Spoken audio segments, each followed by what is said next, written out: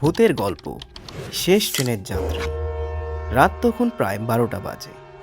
চারপাশ নিস্তব্ধ, শুধু দূরে মাঝে মাঝে শিয়ালের ডাক শোনা যাচ্ছে। ছোট্ট গ্রামের পাশ দিয়ে চলে গেছে একটা পুরনো রেল লাইন। বহু বছর আগে একটা ভয়ানক দুর্ঘটনা হয়েছিল সেখানে। একটা ট্রেন লাইনচ্যুত হয়ে অনেক যাত্রী মারা গিয়েছিল। গ্রামের মানুষ এখনো বলে মাঝরাতে ওই লাইনে শেষ ট্রেনটা এখনো আছে। রাকিব শহর থেকে ফিরছিল। শেষ ট্রেন মিস করায় সে সিদ্ধান্ত নিল হেঁটে বাড়ি যাবে। শর্টকাট হিসাবে ওই রেল লাইন হাঁটতে হাঁটতে সে দূরে একটা আলো দেখতে পেল।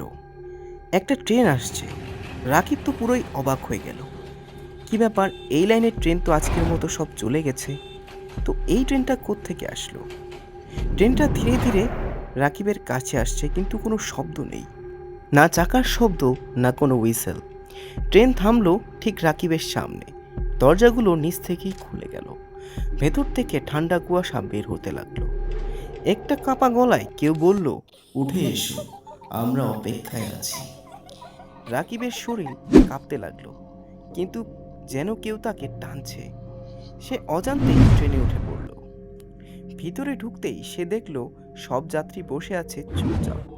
কারো চোখ নেই, কারো মুখ বিকৃত, শরীরের রক্ত ভেজা। তারপর একটা ছোট্ট মেয়ে তার দিকে তাকিয়ে হেসে বলল, তুমি কি আমাদের সাথে থাকবে? হঠাৎ ট্রেনটা চলতে শুরু করলো, কিন্তু রেল লাইনে নয়,